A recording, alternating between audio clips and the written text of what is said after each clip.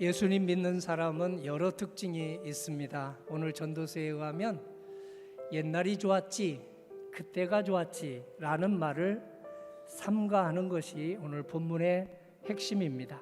오늘 말씀을 적용하셔서 우리 모두 다 교회에 입학할 때보다 우리가 임종하고 졸업할 때 신앙이 향상되기를 기도합시다.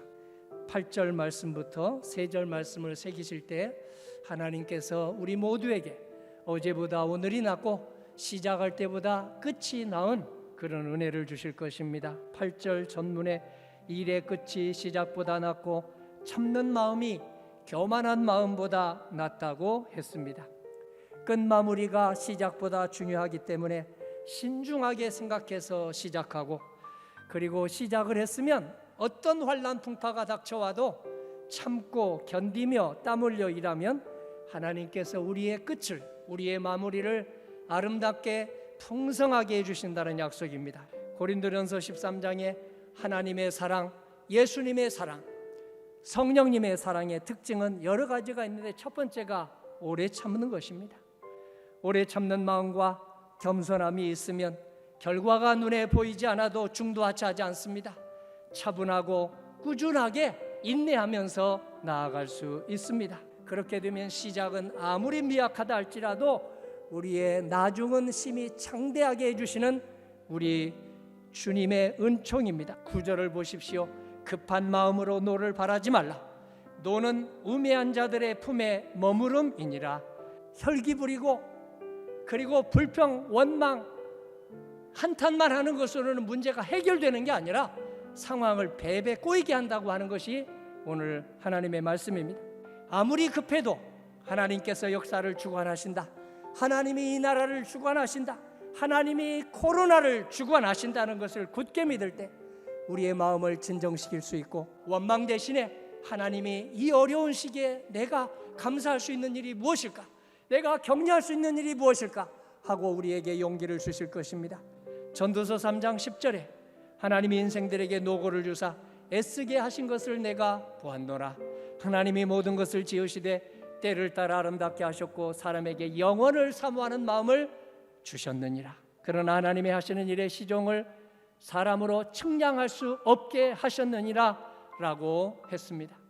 영원을 사모하는 마음, 하나님만이 영원하시기 때문에 하나님을 사모하는 마음을 갖게 되면 참을 수 있습니다. 참는 마음과 겸손한 마음이 오늘 성도님에게 다이아몬드 같은 성도가 되게 하는 길입니다.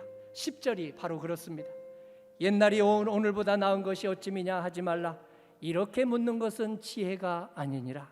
오늘 지혜가 어떤 상태일까요? 구체적으로 알려주고 있어요. 예수님 안에서 참는 사람이다. 어떤 사람이 지혜로울까요? 주님 앞에서 겸손하고 또 겸손한 것이 하나님의 지혜를 내 속에서 찾아서 쓰는 것이라고 말하고 있습니다.